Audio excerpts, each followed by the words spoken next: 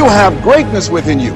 You have the ability to do more than you can ever begin to imagine. See, I believe that anybody through observation and practice can perform at the level of excellence. But when you're pursuing your greatness, this is worth writing down. You don't know what your limits are, and you act like you don't have any. So I say to you, you have something special. You have greatness within you. And welcome to another edition of Two Steps Ahead Podcast. Two Steps Ahead Podcast, encouraging you, my friend, to take your passion, make it happen, and let yourself be great. I'm Son Edom, and we are moving on to episode 101, as we celebrated last time, episode 100. And as we get into the show, there's a couple things I want to get into, but the main one has to do with the fact that it seems every time the Atlanta Braves make the World Series, and there's other times, but it really becomes a focus when the Atlanta Braves make the World Series, that the Tomahawk Chop is racist. And I've heard this dating back to the 1990s. So in 1991, the Atlanta Braves played my Minnesota Twins in the World Series. And, of course, the Twins came out victorious, 4-3. But back then, so 1991, that's what we're talking about, okay? 30 years ago, the Braves are in the World Series, and the Tomahawk Chop becomes a center point of the World Series.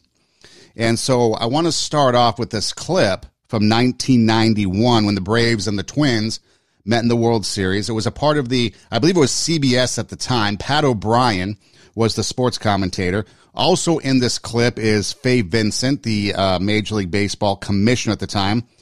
Bill Means, who was the national director of the American Indian Movement at the time.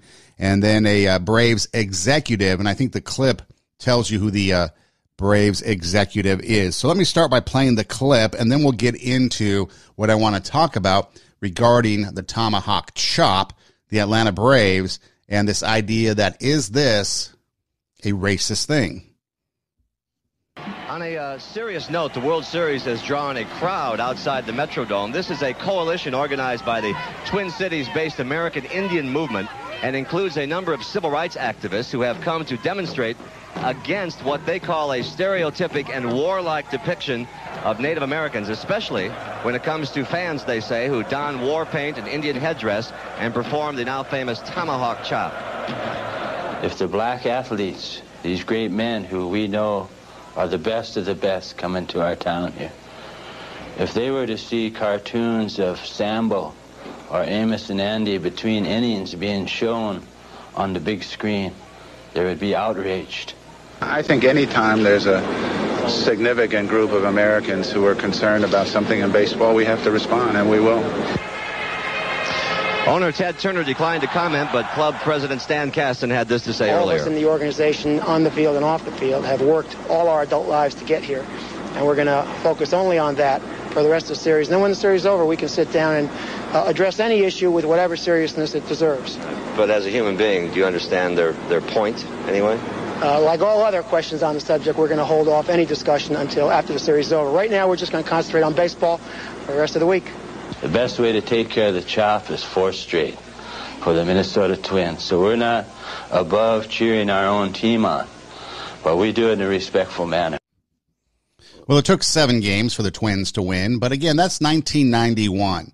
So now fast forward to the year 2021 when the Braves and the Astros are in the World Series, and the Braves leading as of this broadcast for 3-2 and could win it with another victory and oust the Astros and become World Series champions for the first time since, I believe, it was 1995. Now, the last time the Braves were in the World Series was 1999, and it's interesting because I believe it's 8 out of 10 years during the 90s that the Braves were in the World Series. So, again, this clip that you just heard was from 1991, and so you had kind of a decade of the Braves being a prominent sports figure, sports team on the national news front, making it to the World Series and having success in Major League Baseball. So every year we hear about the Tomahawk Chop, and there's other places that we hear it from and see it, not just the Atlanta Braves. There's also the Kansas City Chiefs, and there's the teams like the Indians and the Redskins, the Washington Redskins, who have now moved away from all that, and the Cleveland Indians are now the Cleveland Guardians, Major League Baseball team, and the Washington Redskins remain nameless. They're just the Washington football team, and I'm starting to get used to that. So maybe they should just stick with the Washington football team and have their football, or a football, be their emblem, their mascot. Why not, right? It's football. But anyways, so I've often wondered, why, and I get it, because initially what you think, if you don't know what the Tomahawk Chop is, okay, if you watch the video, I'm doing it on the video, but basically it's taking your hand and your arm and moving it in like a hammer type motion, but instead of bringing the hammer down, you have your palm open facing inward and you do the Tomahawk Chop, okay? So I'm sure you've all seen it, but basically it's like a hammering motion, a chopping motion with your hand open, okay? And so that's the Tomahawk Chop. Now, not to be confused with the war chant, okay? The war chant is something completely different. And in fact, this is actually what the war chant is that you often see, or hear, I guess. You hear the war chant and you see the Tomahawk Chop, and they go hand in hand at ball games across the country, like the Chiefs and the Braves and so forth. And so this is the actual war chant, which is different than the Tomahawk Chop, but it just goes hand in hand. When you see and you hear it, it becomes kind of one thing.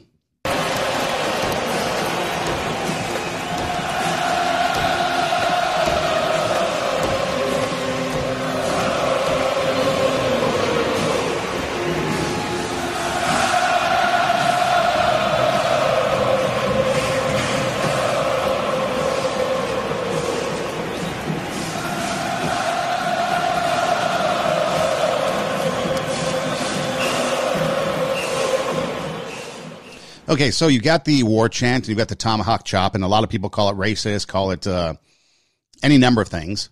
And it has to do with the fact that it's depicting, whether you want to call them Indians, Native Americans, indigenous people, I'm not sure what the woke culture word of the day is, but about the Indians, the Native Americans that were here. And it talks about, basically it's a reference people say to kind of scalping, the scalping that the Indians did. And so it's a negative, warlike action. So people are outraged by it. Okay. So I thought for a minute, what's the origin of the Tomahawk Chop? How did this all come about? Was it really somebody sitting there and thinking, how can we be racist towards a group of people? How can we offend a group of people? Oh, let's do this while we're at the ball game. Or was there something else involved with it? And so I decided to do some research. And I moved beyond the headlines and I delved into the history of what I could find as the Tomahawk Chop, the origins, the genesis of the Tomahawk Chop. So here's what I found, okay? So Florida State University, the Seminoles, Division I school down in Tallahassee, Florida, had success during the 90s with the football team and Bobby Bowden. Okay, so apparently the Tomahawk Chop started in the 1980s at Florida State University.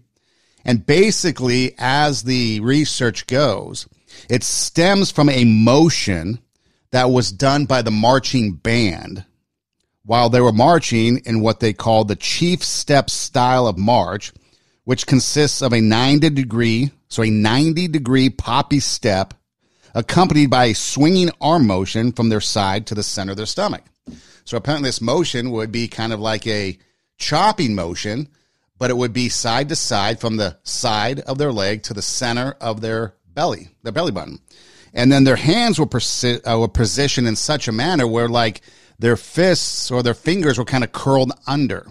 Okay, so it's a marching band motion of the arms while doing the steps as they were marching on the field. And so from there, legend has it that the cheerleaders, as the band oftentimes does, gets the crowd going and is kind of like the lead thing to get the crowds going. Once you got your fight song going and you've got the drums playing and the trumpets blaring and you get that fight song going, everybody gets crazy, right? And the cheerleaders follow in and they follow suit. And so then, as legend goes, the cheerleaders kind of mimicked this arm motion of the march, because if you watch college football, the cheerleaders just stand there on the sideline. They're not marching around. And so to kind of imitate or mimic the band and to get involved with the cheering, they started to kind of mimic what this band was doing as far as their arm motions. But it became more exaggerated and more in the air so that the fans can see it. Okay, and again, you can do your own research. You can check it out if you don't think that what I'm saying is true. Again, this is not my making it up. This is me investigating, checking it out, doing research. So as the cheerleaders began to mimic the band in order to get the fans going, they raised their hands so the fans could see and copy them and would get the fans going. And so by doing this, this is kind of the evolution of what became the modern day Tomahawk Chop. And there's several resources out there that you can do, that you can check out. And so, for example, well, before I get to that, so I guess you could say it was derived. The genesis of this Tomahawk Chop have origins in the marching bands from Florida State University, their marching motion with their hands and their arms, doing this chief step style of march. And as I further dug into it, this march by the Florida State Band even have roots going back to the 1960s. Okay. And so again, it all comes from supposedly this chief marching band, the Florida State Marching Band, their poppy step style of march with their arm motion. If you watch bands, if you watch college bands especially, everybody has their march, right? Everybody has their hand signals. Like if you go to USC, you've got the peace sign, which is like the fight on sign, becomes a V for victory. And then you've got like UCLA, they've got an 8 clap. And then you've got the Texas Longhorns, they've got the hook 'em horns where they got their pointer finger and pinky finger up, and it's the hook 'em horns. And then you've got, the Oregon Ducks, I guess you have to use 2 hands to make an O. So everybody's got their hand gestures. Everybody's got their way of doing things to celebrate their team and to cheer on their team.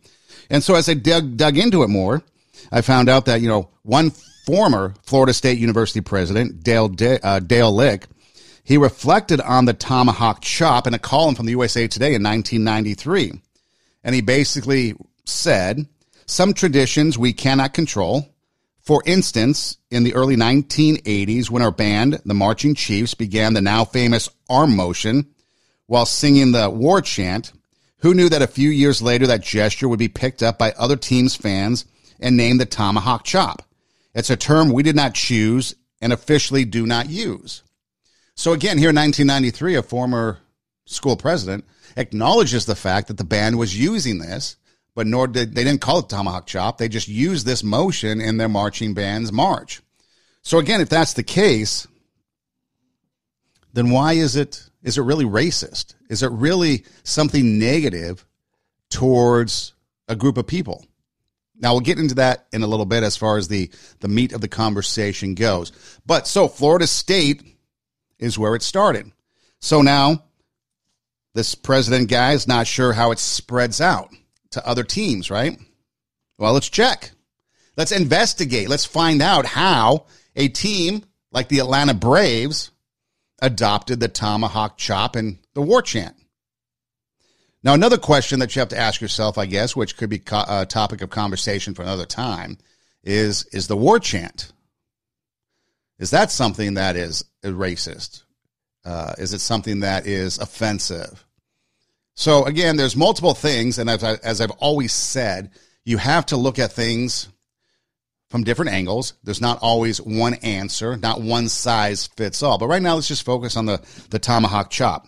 So how did the Atlanta Braves get involved in this chop that supposedly, from my research, origins show and have been validated that the Florida State University Marching Band kind of started in their band march that evolved into the modern-day Tomahawk Chop? So, apparently, according to the New York Times, in 1991, which was the year of the clip that I played, fans adopted the Tomahawk Chop, and they called it the Braves Tomahawk Phenomenon. So it's something new. So here's why the Atlanta Braves possibly started the Tomahawk Chop. So at the time, Deion Sanders played for the Braves. And some people credit Florida State University alumni who were Braves fans attending games that they started mimicking Florida State University's chants and arm motions, thus the Tomahawk Chop, when Deion Sanders was on the team. He'd come to bat and they would start doing it. And so that is one story as to how the Tomahawk Chop got there. Another addition of the story is that the organist started playing kind of like the song. And then the song was there first, maybe that war chant song or the Tomahawk song. And then when the Florida State fans saw Deion Sanders come to the team, it started there. But again, you got roots going back to Florida State University. Okay. So the Kansas City Chiefs, another team. How did they come across this Tomahawk Chop? And again, of course, it does have, Indian culture, Indian team names, the Chiefs, the Braves, the Seminoles. So in 1990, the Chiefs, their fans started to use it. It started with the fans, not the organization. Much like the Braves, it didn't really start with the organization, start with the fans, supposedly, even though the organist might have been involved in the genesis of it through music playing, but it really seems like the fans, who are Florida State alumni, started it with Atlanta. So in 1990, after hearing the Northwest Missouri State Marching Band and seeing them perform this march that was similar to the Florida State March, fans started to do the chop, and they adopted the chop. Now, Kansas City's in Missouri, and the band Northwest Missouri State. The band leader was a Florida State alumnus from the 1960s. So again, the Tomahawk Chop has this whole thing rooted in Florida State University, the Seminoles. And so then you have the birthplace of the Tomahawk Chop being possibly in the 1980s, with maybe some previous versions or roots going back earlier at Florida State University from the marching band. Now, I seriously doubt the marching band started out with an offensive march, but because of their Chief-style march, their 90 degrees, their poppy steps, their arm motions from their side of their leg or the side of their hip with their hand to their mid-stomach and back and forth, and the way their hands were, it was a march, like a march. And then the cheerleaders adopting it so that the fans can see it. It turns into the modern-day Tomahawk Chop. So now the question is that really a racist thing? We have to ask ourselves, is it really racist? Or the intent, the intentions, the purpose of doing it, is it racist? Now, the other question is, we take a look at some of the things that are going on, and we talked about the Indians. They changed their name to the Cleveland Guardians. If you don't know what a guardian is, apparently has a reference to a bridge in Cleveland and some statues on the bridge. And like I said, the Redskins, they're still nameless. So you have an awareness, I guess, a keen awareness going on that, yes, some of these things could be offensive, some of these things could be racist, and that we need to check into it. And it's okay, like Faye Vincent said, if there's a segment of the population that finds offense with something or it bothers them, we need to check into it. You can have dialogue about it. You can talk about it. You shouldn't just, again, draw dividing lines in the ground and being pro or con Tomahawk Chop and then fight over it. You'd have a dialogue about it. But today's day and age, we have to be careful. We have to be careful in those conversations and who is canceling it, because we've talked about it on the show before. You do have this cancel culture out there that did away with Mr. Potato Head, a completely inanimate object, even though there was a Mrs. Potato Head. So again, I still don't really see why it was offensive, but anyways. Which reminds me, real quick, tangent. It was just recently Halloween, and there were a lot of people wearing costumes. So I saw this one costume that a guy was wearing, and the costume was the board game Operation. Do you remember it? Now, if you don't know what Operation is, it's a game, a board, and you have the anatomy of a guy as the board, and there's little holes, different parts of his body, with body parts. You drop the body parts in these things, and you have tweezers, and the tweezers are connected to the board, and it's kind of electrified. And as you go in to try to remove, let's say, I guess there's the funny bone, maybe the appendix, whatever, you're moving body parts, you're operating, you're the doctor removing these parts. If you do it successfully without touching the sides, then it's success and you move on. If you touch the sides and that buzzes and the dude's nose lights up red. I thought it was a pretty ingenious costume. Never seen it before. And I don't know if you ever played the game, but, you know, in the pre-technology, pre-video game world, it was kind of entertaining. You could sit there and play the game Operation. I haven't really seen it around much, but I wonder, did it get canceled? I mean, think about it. Is there any other game that's ripe for cancellation than Operation? I mean, why isn't there? I can see people claiming that we need to have a women's version of it, you know, and maybe have like a uterus in there so that we can like have a hysterectomy and have the operation pull out, you know, the hysterectomy parts. Or maybe even if you want to even get further left, you could drop babies in there and pull them out. Now you have your abortion. And so as my mind is going in this crazed world, and it's like, son, how can you come up with these ideas? Well, that's the world we live in. We're being conditioned to see these things in an effort not to be offensive towards other people and to have equality amongst all. And so that's the thing that ran through my mind. I thought, that's a genius idea. I should try to sell that off. Make some money on it, because after all, everything comes down to money, right? If it's for the good of the people, there's money behind it, regardless of the consequences, regardless of what could happen. It's all about the money. But anyways, getting back to the Tomahawk Chop. So if it is racist, I guess it depends on your perspective. If you're a Native American, if you're an Indian, if you're an indigenous person, if you're an activist, well, maybe it is. If you're just out there trying to rile things up, maybe it is. But if it did indeed come from the Florida State Marching Band, which it looks like it did, and again, you do the research, you go search it up. If it did, which it looks like it did, then it's probably not racist, and people are just misinformed. People are jumping on the bandwagon. People aren't educating themselves to find out what's going on at the root of the issue. And you have to take these things into consideration. Just like you have to take things into consideration, like how does it affect people? And I can understand people being offended by it and thinking that you've got a group of people. Okay, now here's the thing. If you're donning the headdress and the war paint, that's probably an issue. I wouldn't recommend it. I probably wouldn't partake in the Tomahawk Chop myself personally, but I also don't do the wave. I think that's the dumbest thing in the world. The wave, ooh, whoop-de-doo. I don't do that. I don't participate in those type of things. I'll participate in some traditional things. Like at USC, I'll do the, fight on. I won't do the A-clap at UCLA. So I'll participate in some of the things that are out there. But Tomahawk Chop, I probably just wouldn't, because it just doesn't interest me. But we do have to look at it from both ways. You've got fans wanting to support their team, and they found a way to do it. The war chant, the Tomahawk Chop. Other people look at it as something that shouldn't be done. So we need to address that as well. And there needs to be a dialogue, an objective dialogue to kind of talk about it. But I think it helps if you dig down into the root of it to find the history and the origin. Okay. Here's another example. The swastika. As soon as I said it, you probably went to Nazi Germany, white supremacy, KKK, something evil, something bad. And that's exactly what it represents today. But did you know that the swastika has a history of positivity prior to Nazi Germany adopting it? If you go back and you look it up, the swastika, there's a left-leaning and a right-leaning swastika. So there's actually two different versions of it. But one was adopted by Nazi Germany that now reflects evil.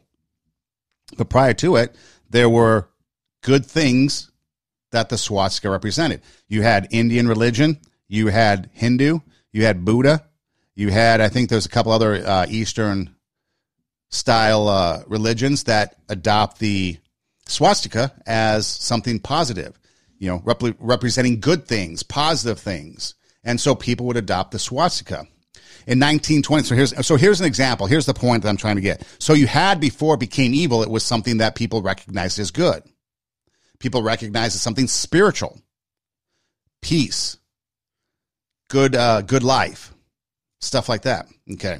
So in the 1920s, so this is how we have to look at things and maybe try to adjust how we can kind of keep the traditions, but then maybe try to make it less offensive? And how can we work together? So here's an example of how one entity decided to solve their issue of the swastika. So my hometown, Glendale, California, in the 1920s, they erected all these streetlights, old style streetlights. They're not the newfangled ones that overhang. They're just the poles, the columns with the pretty cool glass tops on it that light up. At the base of these, there were the swastikas were engraved into it. Okay, so you think about the history of where Glendale, California is, in Southern California, and the Spanish roots, Mexican roots. You think about the Indian religions and some of these other religions that might have adopted the swastika as a symbol of good. So the city of Glendale in the 1920s put in as an architectural design the swastika. Okay. And so the purpose and the intent in the 1920s, again, this is way before Hitler, was to wish good upon people. So then years later, the swastika comes into play and becomes a sign of evil, hatred, KKK, white supremacy, all that. So what Glendale decided to do a number of years later, I forget, I think it was in the 90s, but years later, what they decided to do was, you know what? It's probably offensive, so let's cover them up. So they went through and they kept the poles, but they just developed a new base cover and covered up most of them in the city. Now, there were a couple places that were historical places that, due to historical society rules and I guess laws that were put into place to preserve historical societies, some places were still there. In the place that I lived, the light post still had them. And so I thought it was pretty cool that they were able to preserve a little bit of the city's history and have it in this historical neighborhoods. But then in the other areas, in the other parts of town, they were able to address the issue that concerned its citizens, and they covered them up. I thought that was a good balance. Okay. Now, some of the city council members probably wanted to cover them all up, which I can understand. But again, when you're dealing with, preservation and conservation and the laws and the rules that go around it, you have to abide by them. And, that's just how it ended up. And then, of course, the issue fizzled, and I think it no longer became an issue because last I checked, some of them were still there. But that's what you got to do. You got to look at these things and you got to realize that, okay, there's going to be things that are going to be offensive to people. And if they are offensive to people, how are we going to deal with it? How are we going to sit there and say, okay, we understand what you're going through. We want to address those issues, but we also want to preserve the heritage of a school like Florida State University, their traditions.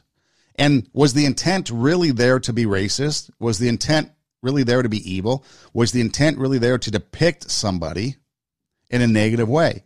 And when you look at the Tomahawk Chop, when I look at all the information, the so-called evidence, it doesn't look like that was the case. It just looks like it was something that started with a particular style of march that a marching band did that eventually somehow evolved into the modern-day Tomahawk Chop.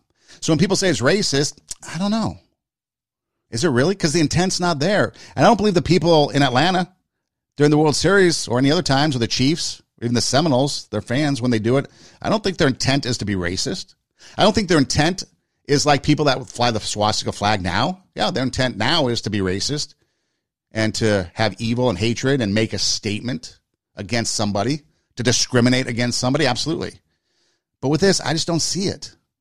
Now, again, we have to take into concerns those other people, like I mentioned, but I just don't see the racist part of it. I just don't see the vulgarity part of it. Now, again, the war paint and the headdresses and all that, that's another story. I'm just talking about the motions of the Tomahawk Chop. I don't think it started with racism. And I think sometimes people have to realize that.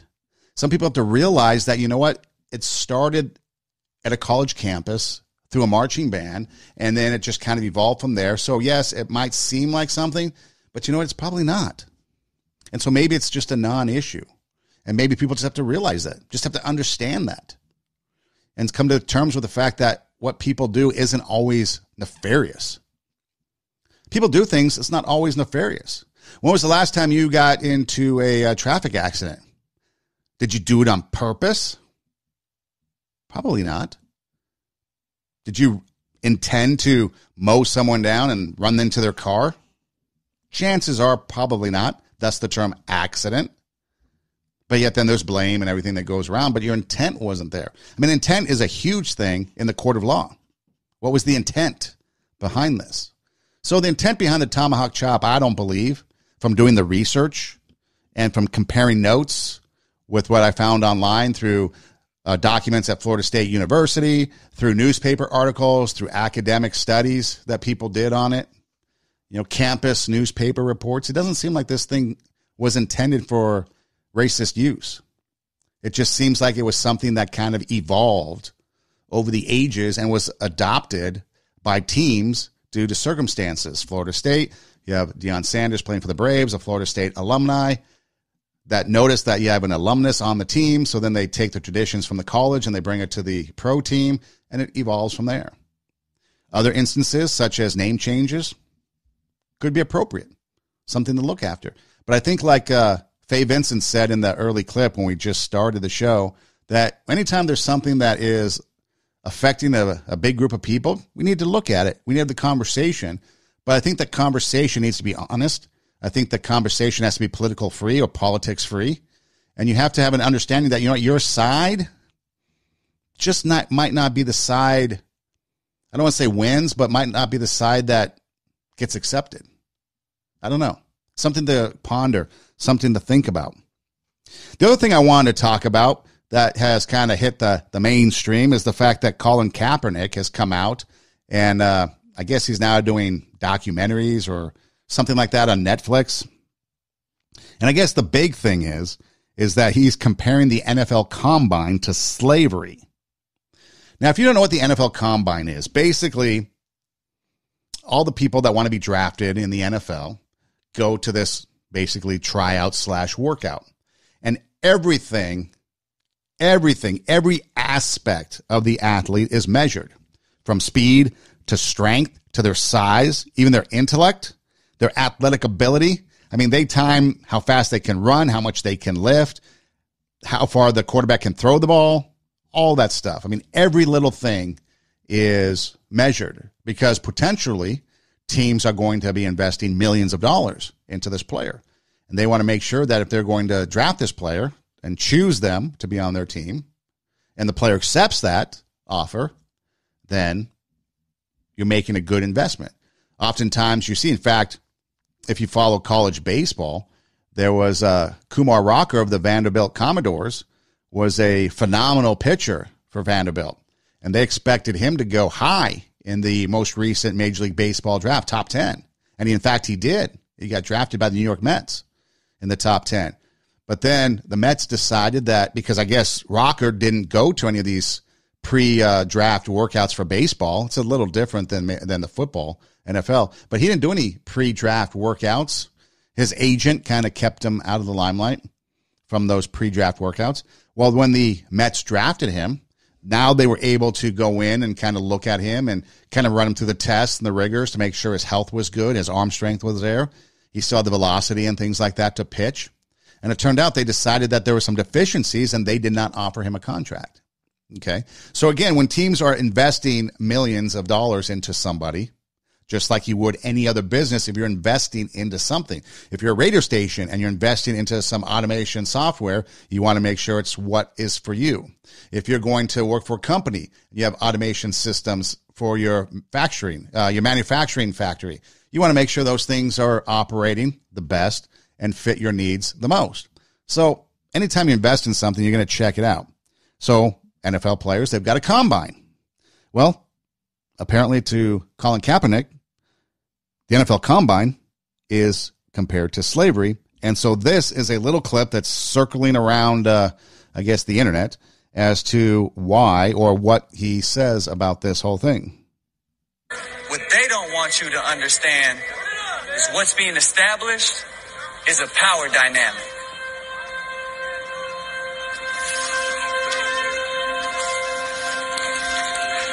Before they put you on the field, teams poke, prod, and examine you, searching for any defect that might affect your performance.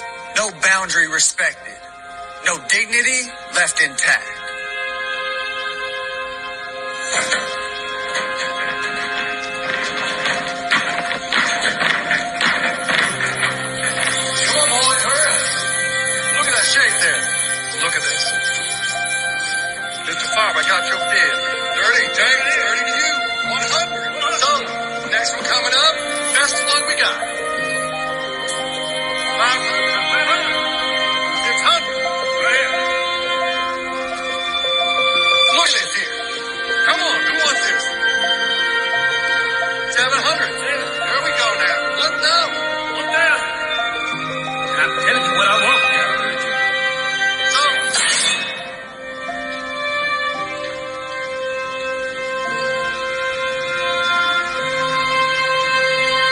So you heard the dialogue from Colin Kaepernick. Then from there, the video goes from the football players being on the football field to walking off, and then they enter a graphic where they're now on a slave auction block with chains and stuff, and they're being sold off into slavery.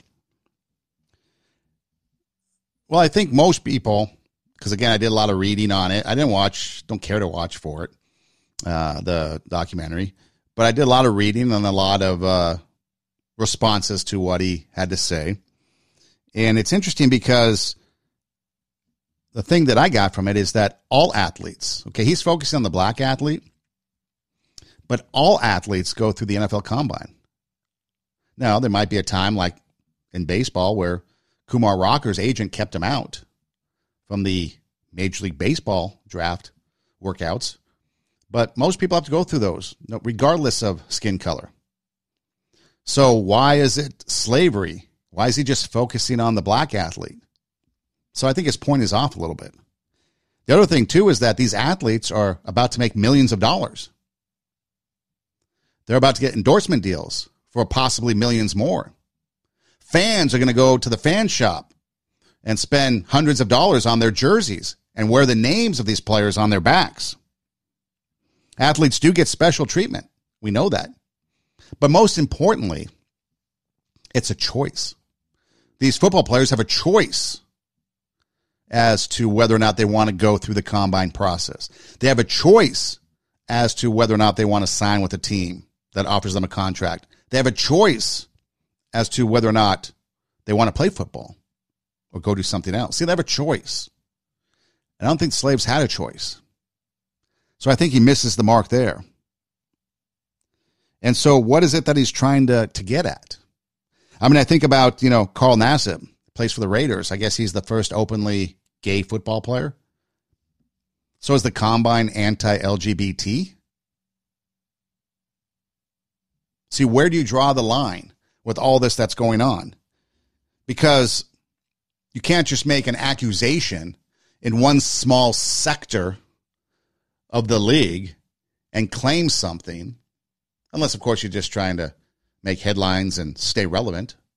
But you can't be honest with yourself and say that the NFL Combine is like slavery because black athletes have to go through the rigors of the Combine just in case they get drafted and are paid millions of dollars by somebody who's investing their money into this player. Okay? And so, is it really something that should be even talked about? Is it something that is even... I mean, what would the NFL have to say about this? Colin Kaepernick had basically 2 good seasons in the NFL, and then he started to slack off, and then he got benched. I think it was Blaine Gabbert that took over for him in San Francisco, and that's when his activism began. And so his benching was called racist, and like I said, he started his activism by taking a knee and all that. Then most recently, I read, and I didn't realize this, but I read that at one point in time, John Elway, who runs the Denver Broncos, makes the player decisions as to who's going to play for the Broncos, offered him or tried to trade for him or wanted him to play on the Broncos, but Kaepernick turned it down. Didn't want to play for the Broncos. Okay. People you read that were close to Kaepernick say that his mind started to go and move away from football and wanted to do other things, but he needed football as the platform. And so thus he uses the NFL as a platform for his activism. The other thing that is kind of something that strikes a chord with a lot of people is the fact that Kaepernick, and I think it was Jay-Z was even behind it, set up a tryout, the NFL, and all the players, scouts and stuff coming to this thing, set up a tryout last couple of years for Kaepernick to showcase his athletic ability. So then what Kaepernick does, he decides to be a no-show and goes someplace else and creates his own workout for people to watch him play to see if he can get back in the NFL. Of course, nobody shows up because they're at the other place, and he calls it racist. The NFL's blackballing them. Well, again, when you're dealing with billionaires, and they are billionaires, these owners, got a lot of money, and they got their money because of their business-like abilities, they're not going to tolerate stuff like that. They're investing. Because like anything else in this country, if you're putting your money into something, you want to get more money out of it later. Unless, of course, you're working in a charitable organization. And even then, I'd question how charitable is that organization. But there's some good things out there. But again, everything's about money, about making money. And so Colin Kaepernick could be trying to make money off of racism, activism. Now, Des Bryant, I want to play a clip from Des Bryant, NFL wide receiver, and he actually calls out Kaepernick and talks about the real failure of Colin Kaepernick. And keep in mind, Des Bryant is a black athlete. So here's a black guy calling out another black guy and showcasing or focusing on his Kaepernick's failures. I want to mention this too. I respect Colin Kaepernick, but there's one thing that I don't respect. And I said it when I get the opportunity and to get on the stage to say it, I would say it. And I love him to death. So it ain't no hate or nothing like that. But brother, you had the biggest opportunity in the world to create jobs, build jobs, give jobs to people. The people that you was talking about, the people that you so-called standing up for, the people who stood beside you, the people who lost their jobs because of you. Where you at? I ain't heard from you. I reached out to you. Where you at? Real always and gonna stay that way. He brought the awareness, and that's why I respect him. But what's the call to action? There wasn't one. There wasn't no call to action. It's just like I see all these athletes. I hear them on Twitter. They be writing these cool ass captions. I be like, hey, the NFL told you to put out a Black Lives Matter tweet, and you did it. But I ain't see you do it. That's a difference. You get what I'm saying? So when I communicate with you, you know, whenever it's not the trending thing, because I'm for real about it, you don't say nothing to me, it's a problem. Des Bryant makes a huge point right there. There was no call to action. And that's the significance in having a cause and talking about it versus having a cause and doing something about it. It's easy, we've learned over the last year and a half, to become a keyboard social justice warrior and sit there and pound the keys on Twitter and other social media outlets and express your rage and what needs to be done from behind a keyboard. But to get out there and do something about it, something constructive, something that brings about change, good change.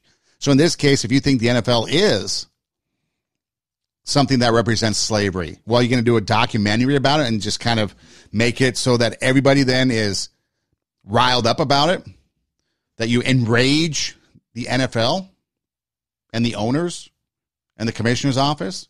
Of course, they're going to play PC, but you know, behind the scenes, they're going to be enraged by it. Wouldn't you? If you were called a slave owner, what you do as a slave owner. So yeah, instead of just doing things like documentaries and writing books and talking about it, maybe he should have had a call to action like Des Bryant said. If you have a cause, maybe you need a call to action. What are you going to do to affect change? What are you going to do to try to raise awareness in the community and get people to buy into it, to do something, to take action? And that's hard to do. It's easy to sit back. It's lazy activism without a call to action. And sometimes you need to put in the little effort, the extra effort to get things going, whether it's homelessness, whether it's women's rights, whether it's abortion rights, whether it's LGBT rights, whatever it is. But see, also, what's your call to action? Is it a productive call to action, or is it something that's just, out there causing more chaos? Is there something that's out there that's creating positive change in people or trying to change the minds of people that don't understand your point of view, or are you just out there inflaming them? It makes a difference. See, it's one thing to recognize that there's a problem. There's one thing to understand what that problem is. But then if you want people to change, how are you going to affect that change? I mean, look at Martin Luther King Jr., Mother Teresa, Gandhi even. Not perfect people, but they affected positive change through means that resonated with the other side, that resonated with a lot of people. And those people then bought into it, and change was affected. If you're going to be flamboyant and you're going to be offensive in wanting to have change, it's not going to happen. Let's take a look at the riots from 2020. Anything change? No, nothing changed. There was a call to action. Take the streets, burn things down, protest in the name of. But change didn't happen. Nothing's changed in the last year or so from that. Because the course of change, well, one, the call to action stopped. Now it's not on the presses. It's not half the presses anymore. It's not on the mainstream media, so nobody cares about it anymore until it hits the mainstream media again. But if you truly believed, if you marched, what are you doing now? What are you doing now to affect that same change? Or have you given up and moved on to something else? If you've given up to move on to something else, then yeah, well, there wasn't a cause for you, was it? It's probably just a way for you to get out there and be seen. A couple of responses. Burgess Owens, former NFL player. How dare Kaepernick compare the evil endured by so many of our ancestors to a bunch of millionaires who chose to play the game? Or how about Clay Travis? Colin Kaepernick compares the NFL Combine, which allows all players of all races a voluntary chance to become multimillionaires, to slavery. Did you know that in 2021, the league minimum, which means this is the bare minimum that an NFL player could make, is $660,000? Not too shabby for being on a football team and enjoying the luxuries of being on a football team. You're making over $500,000.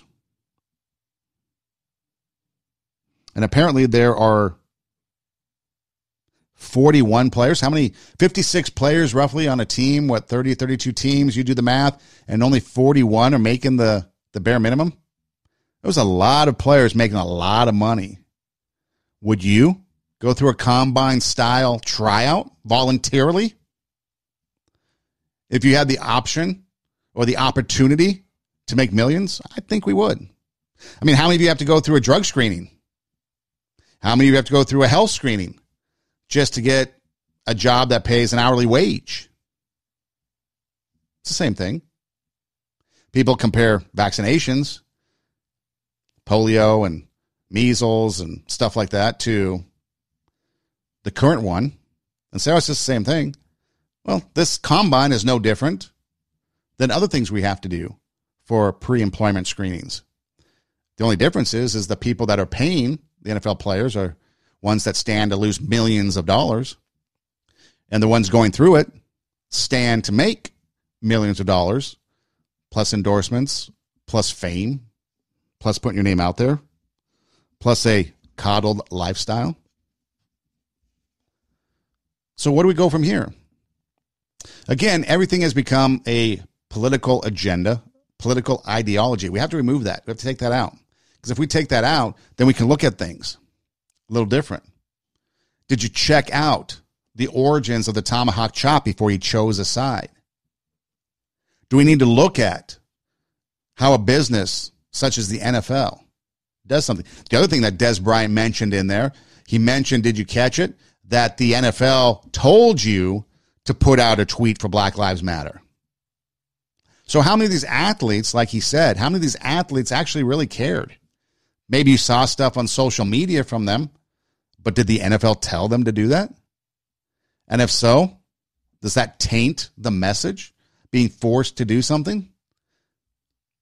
So that's something that we have to consider. You have to consider all sizes, or all sides, along with the sizes, but you have to consider all sides to what the story has to say, what the narrative is all about. Because if you're only looking at one side, you're going to be missing the boat. You're going to be not seeing the full picture. You know, we're talking about the mirror on the wall. We look in the mirror, that magic mirror on the wall. Who's the fairest of them all? And we want to respond to us.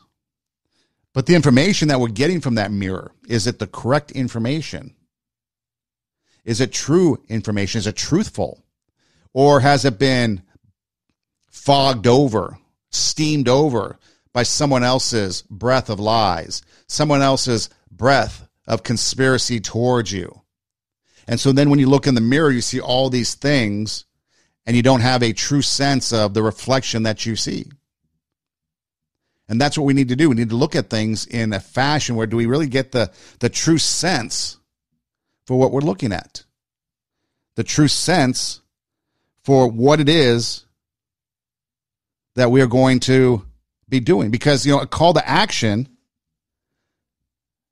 has a significant, or is a significant part, it has significant consequences, and it should be a significant part of whatever it is that you want to do, what your activism is about.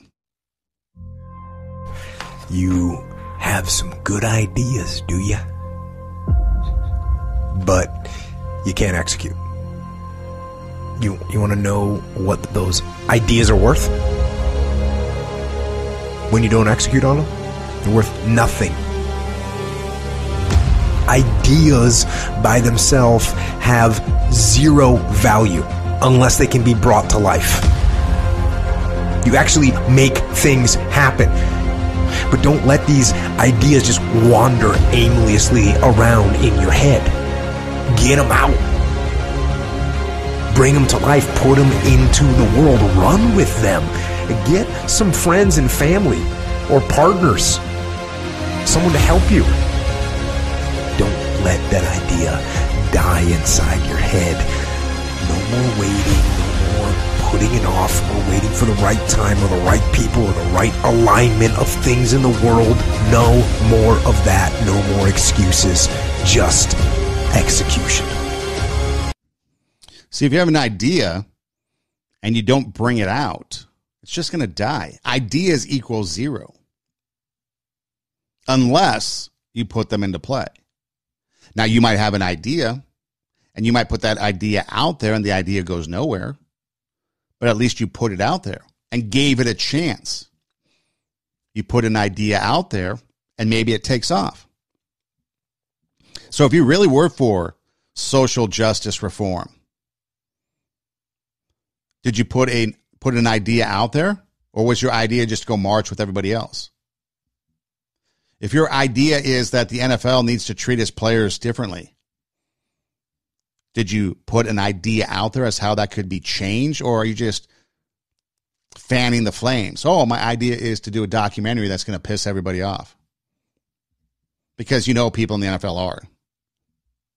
Because they gave Kaepernick his millions of dollars. Kaepernick went through that. Don't forget, he made millions of dollars. He's made millions of dollars from Nike, and it's alleged that Nike uses the Uyghur people of China, and the Chinese enslave the Uyghur people. So think about that. He's talking about the NFL. Colin Kaepernick is talking about the NFL and the combine and referring it to slavery or comparing it to slavery. Yet Nike does business and manufacturing in China. China enslaves people like the Uyghur people. And these factories produce Nike product. And Kaepernick is endorsed by Nike. Does he really care about the cause of slavery? Or is he out there just trying to make a name for himself?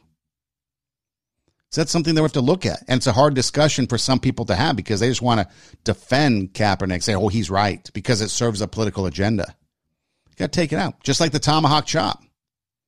People want to say it's racist because it serves a political agenda. But the origins don't seem to be racist. The origins seem to be pretty innocent, in fact. A marching band, the movements of their hands and arms during the march. Then the cheerleaders pick up on it. Then the fans pick up on it. Then the nation picks up on it. Sounds like some innocent origins for something that's so controversial. A guy comparing the NFL, billionaires and millionaires doing business, something that he was a part of, something that he benefited from, something that he made his millions from. Got his contract, went to the Super Bowl, got endorsements from Nike. Nike's business practices overseas, their ethics practice overseas with China, their relationships, called under for scrutiny because of the Uyghur people and others that are being taken advantage of and enslaved to produce for the Chinese government so they can reap the windfalls. So basically the Chinese people enslaved by the government, but yet Kaepernick is calling out slavery. See the hypocrisy there? That's hard for people to understand because they want to defend Kaepernick. They want to believe in a cause, but this might not be the area. This might not be the call to action to back. You might need to consider another one that's more honest and forthright with what they want to have done. This is Two Steps Ahead Podcast, encouraging you, my friend, to take your passion, make it happen, and let yourself be great. Sometimes we have to talk about the hard issues. Sometimes we have to talk about issues that make us uncomfortable. Sometimes we have to do the research yourself. If you disagree with anything I have to say, feel free to send me some information, not just the CNN headlines or the Fox News headlines. I don't need that. I don't need the mainstream media headlines. I want you to dig deep like I do and find me some information. 2, 3, 4 sources so that I can see exactly what it is that you're talking about, because I'm open. I'm open to learn from you if you are someone in possession of some knowledge that might be different from what I'm representing on the show. But again, I don't just sit here and fly off my own ideas. My ideas are based in what I find in research. It's kind of like a science project. You have a hypothesis, you do the research or the experiment, and then you have your conclusion. And that's how I go about performing the show. I come up with an idea, which oftentimes isn't the idea or the topic by the time I get done with the show prep, get to the show. But I do research. I don't just sit there and just take whatever I hear on Twitter or mainstream media or whatever is out there, TikTok, and run with it. I dig deeper because I want to know deeper what these issues are about. And I encourage you to do the same. Hey, you can find us on Instagram at TWO, Two Steps Ahead Podcast, TWO, Two Steps Ahead Podcast. My personal page, Edem Rocks, EIDEM ROCKS. There's a Linktree link in the bios of both that will take you to many places, of which is RadioWarp.com. That's Radio W-A-R-P, RadioWarp.com. You can listen to the podcast on RadioWarp.com. Also, we have a live streaming radio station on RadioWarp.com. It plays the podcast. It plays other podcasts. Plus, it also has 80s music, only top hits from the 1980s, and modern, like new releases for pop music make their presence known there as well. So it's a really good place to listen to entertainment, something a little different if you're looking for something different. You can also download the app, the phone app, Radio Warp app, Radio W-A-R-P, Radio Warp app, A-P-P, from your app store. Download it and take us with you on the go. But RadioWarp.com, everything you need to know about Two Steps Ahead Podcast. We also have a YouTube page and a SoundCloud page that's linked there, so you can click on it, subscribe, and never miss an episode. Hey, thanks for being with us. We appreciate it. We thank you for your listenership. You can also, like I said, your viewership, depending on where you happen to catch the show. We'd really appreciate it if you could tell a friend, let others know about it, if you like it, if you benefit from it, or if you just want to be kind and help us out. Tell a friend. But again, thanks for listening. Do tell a friend. Take your passion. Make it happen. Let yourself be great. I'm Son Edem. This is Two Steps Ahead Podcast, encouraging you to take your passion, make it happen, let yourself be great, and we'll see you next time.